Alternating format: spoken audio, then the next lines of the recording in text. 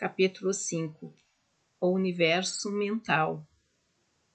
O universo é mental, contido na mente do todo. O todo é espírito. Mas o que é o espírito? Essa pergunta não tem resposta, uma vez que sua definição é praticamente a mesma do todo, que não pode ser explicado nem definido.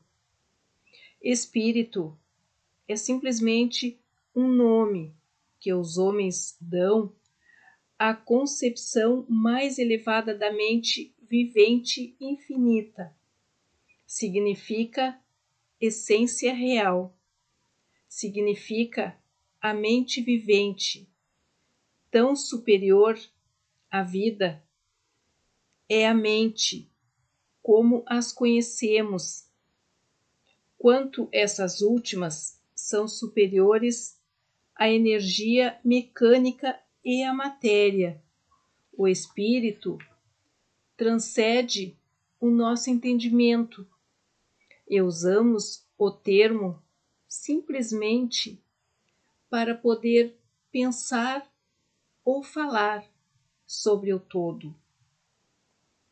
Tendo em vista nosso pensamento e entendimento, estamos certos ao pensar no espírito como mente vivente infinita, reconhecendo ao mesmo tempo que não podemos entendê-lo em sua plenitude.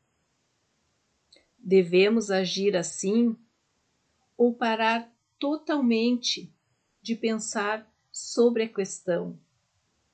Façamos agora um exame da natureza do universo, tanto no seu todo como em suas partes. O que é o universo? Vimos que não pode haver nada fora do todo.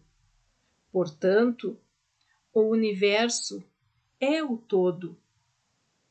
Não, isso não é possível, porque o universo parece ser constituído de muitas coisas e está em constante processo de mutação.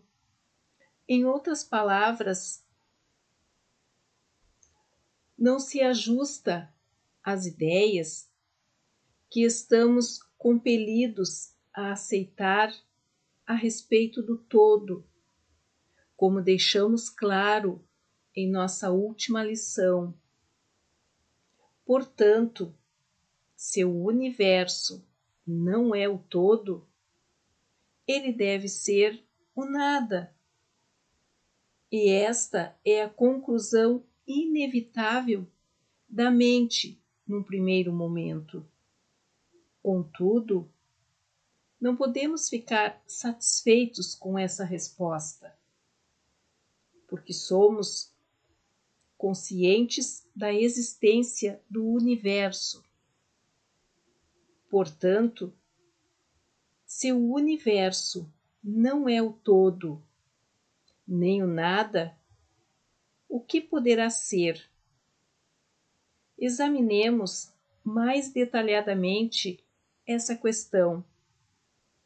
Se o universo existe ou parece existir, ele deve proceder de alguma maneira do todo. Deve ser uma criação do todo.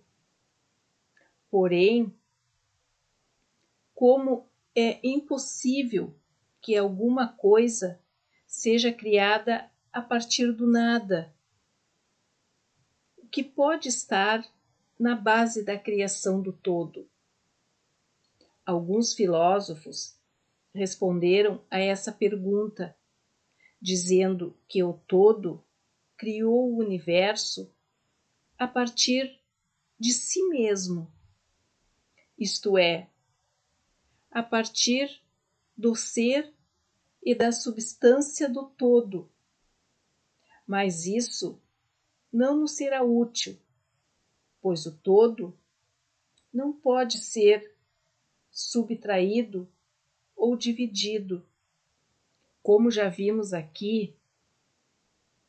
Então, repetindo, se isso fosse verdade, cada partícula do universo não poderia ignorar seu próprio ser, o todo. O todo não poderia perder a consciência de si mesmo, nem tampouco converter-se num átomo, numa força cega, ou numa coisa de existência desprezível. Alguns homens, na verdade, convencendo-se de que o todo é realmente tudo, e também reconhecendo sua própria existência enquanto homens, apressaram-se a concluir que eles e o todo eram idênticos, proclamando em altos brados: eu sou Deus, para o divertimento da multidão e o lamento dos sábios. A reivindicação de um corpúsculo de que eu sou homem seria modesta em comparação. Mas o que é, na verdade, o universo, uma vez que não é o todo, nem foi criado pelo todo, quando este se separou em fragmentos? Que outra coisa poderá ser? De que outra coisa poderá ter sido feito? Esta é a grande questão. Examinemo-lo cuidadosamente. Sabemos que o princípio da correspondência vem aqui em nosso auxílio. O velho axioma hermético: assim em cima como embaixo, pode ser posto a nosso serviço neste ponto.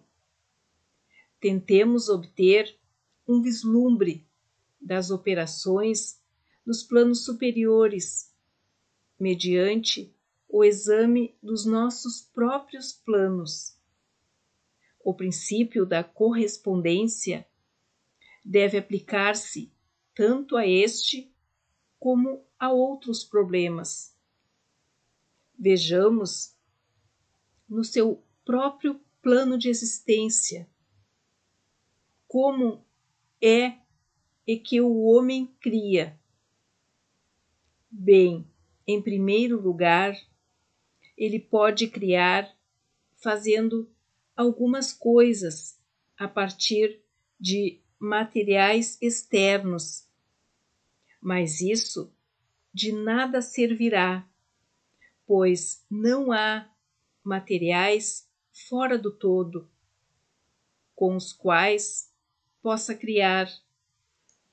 Bem, em segundo lugar, o homem procria ou reproduz sua espécie pelo processo de geração, que é uma multiplicação pessoal obtida transferindo-se uma parte de sua substância à sua prole. Mas isso também de nada servirá, porque o todo não pode transferir ou subtrair uma parte de si mesmo, assim como não é capaz de reproduzir-se ou multiplicar-se. No primeiro caso, haveria um descarte, e no segundo caso, uma multiplicação ou adição ao todo. Duas coisas que seriam absurdas. Não há um terceiro modo que permita ao homem criar. Sim, há. Ele cria mentalmente.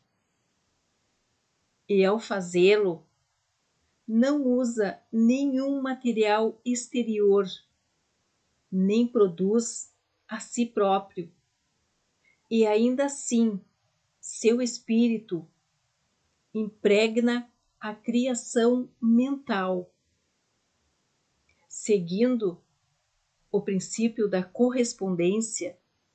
Estamos certos ao considerar que o todo cria o universo mentalmente, de modo semelhante ao processo pelo qual o homem cria imagens mentais.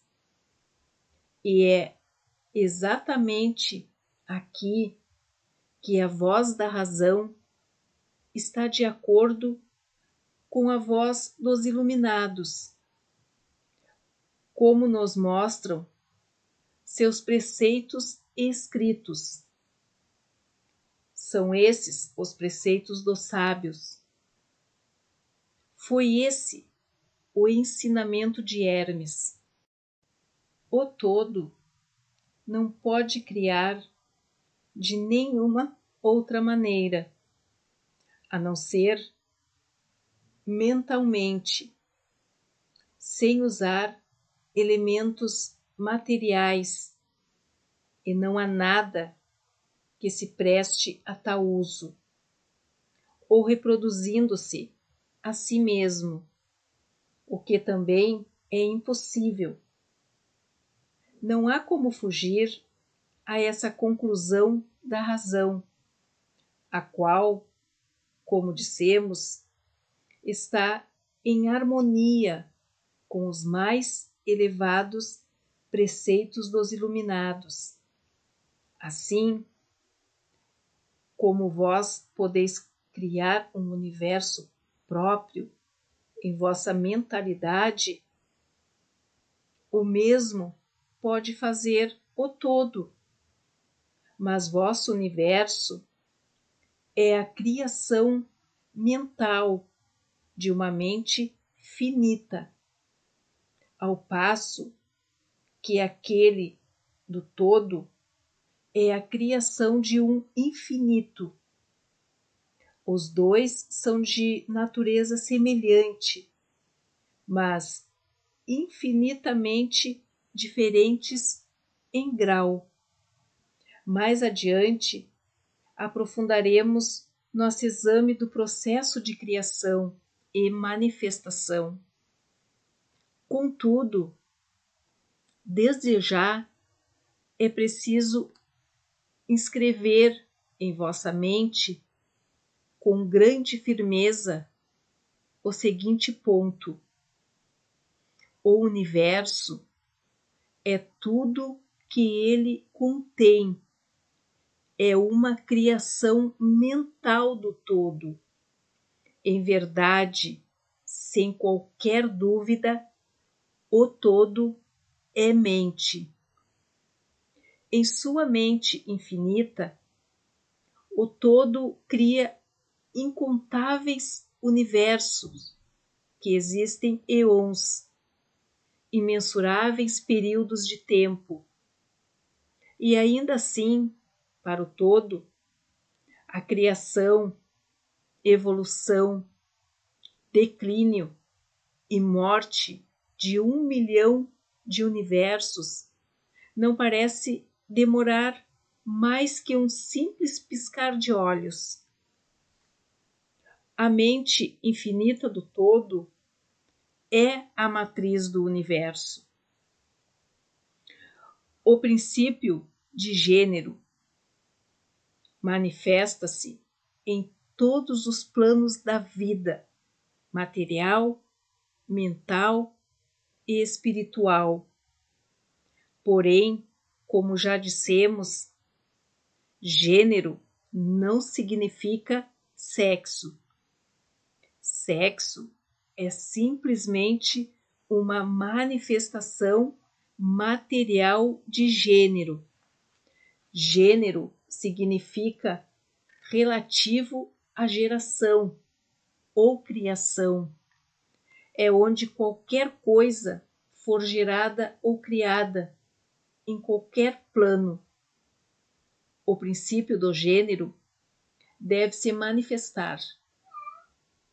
E isso é igualmente verdadeiro na criação do universo. Contudo, você não deve concluir apressadamente que estamos ensinando que existe um Deus ou Criador, macho ou fêmea. Essa ideia não passa de uma deturpação dos antigos preceitos sobre o assunto. O verdadeiro ensinamento é que, em si mesmo, o todo está acima do gênero, assim como está acima de qualquer outra lei, inclusive daquelas que retêm o tempo e o espaço. Ele é a lei, de onde precedem todas as leis, e não se submete a elas. Porém, quando todo se manifesta no plano de geração ou criação, sua postura harmoniza-se com a lei e o princípio, uma vez que está se movendo sobre um plano inferior de existência. E, por conseguinte, é evidente que manifesta o princípio de gênero em seus aspectos masculino e feminino sobre o plano mental. Essa ideia pode parecer alarmante a alguns leitores que dela tomem conhecimento pela primeira vez, mas na verdade todos eles já a aceitaram passivamente em suas concepções cotidianas. Falam sobre a paternidade de Deus e a maternidade da natureza, sobre Deus, o Divino Pai, e a natureza, a Mãe Universal, e ao fazê-lo, reconhecem instintivamente o princípio de gênero no universo, não é verdade? Contudo, a doutrina hermética não implica uma dualidade real. O todo é um. Os dois aspectos são meros aspectos de manifestação. O ensinamento é que o princípio masculino, manifestado pelo todo, se encontra, em certo sentido, separado da verdadeira criação mental do universo. Ele projeta seu desejo no princípio feminino, que pode ser chamado de natureza. Em consequência do que este último inicia o verdadeiro trabalho da evolução do universo, de simples centros de atividade até o homem, e depois subindo ainda mais, tudo de acordo com leis da natureza bem estabelecidas e rigorosamente aplicadas. Se o leitor preferir os antigos modos de expressão, poderá considerar o princípio masculino como Deus, o Pai, e o princípio feminino como natureza, a mãe universal, de cuja fonte todas as coisas foram geradas. Isto é mais que uma figura poética da linguagem. É uma ideia do verdadeiro processo de criação do universo. Mas ele deverá ter sempre em mente que o todo não é senão um, e que em sua mente infinita o universo é gerado, criado e existe concretamente. A aplicação da lei da correspondência ao leitor é a sua própria mente, poderá ajudá-lo a chegar à ideia apropriada. Sabe-se que, em certo sentido, aquilo que uma pessoa chama de eu permanece à parte e testemunha a criação de imagens mentais em sua própria mente.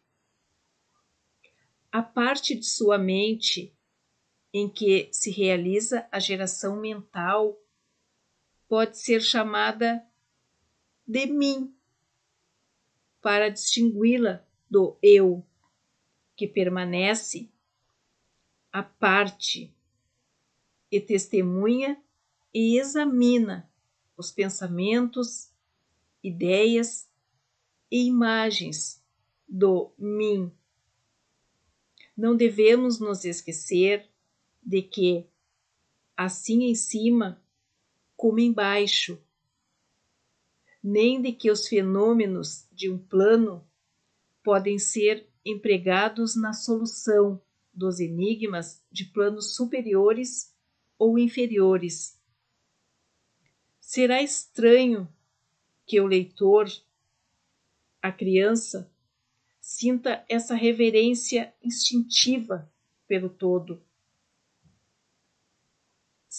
Sentimento que chamamos de religião. Esse respeito e reverência pela mente pai será estranho que, ao considerar as obras e as maravilhas da natureza, ele seja dominado por uma poderosa sensação, cujas raízes se encontram nos recessos mais profundos do seu ser. É a mente mãe que ele aperta fortemente contra seu peito, como faz a mãe com seu filho. Tampouco devemos cometer o erro de crer que o pequeno mundo que vemos ao nosso redor, a Terra, que é simplesmente um grão de areia em comparação com o universo, seja o próprio universo. Existem milhões de mundos semelhantes e maiores. Há milhões e milhões de universos iguais em existência dentro da mente infinita do todo. E mesmo no nosso pequeno sistema solar, há regiões e planos de vida mais elevados que os nossos, e entes, em comparação, aos quais nós, míseros mortais, somos como as viscosas formas de vida que vivem no leito do oceano, comparadas ao homem. Há seres com poderes e qualidades muito superiores aos que o homem jamais sonhou que pudessem ser posse e atributo dos deuses. Não obstante, esses seres foram outrora como vós, e ainda mais inferiores. Com o tempo, porém, seremos iguais a eles, ou mesmo superiores, porque esse é o destino do homem, como dizem os iluminados. E a morte não é real, mesmo no sentido relativo do termo. Ela nada mais é que o nascimento para uma nova vida. Subiremos mais alto, cada vez mais alto, em direção a planos de vida cada vez mais elevados, por períodos imensuráveis de tempo. O universo é nossa morada. Exploraremos seus mais profundos recessos antes do fim dos tempos. Habitamos a mente infinita do todo e nossas possibilidades e oportunidades são infinitas, tanto no tempo como no espaço. E ao fim do grande ciclo de éons, quando o todo atrair a si todas as criações, seguiremos com alegria, pois então nos será dada a verdade total de ser um com o todo. Assim falam os iluminados, aqueles que avançam muito ao longo do caminho.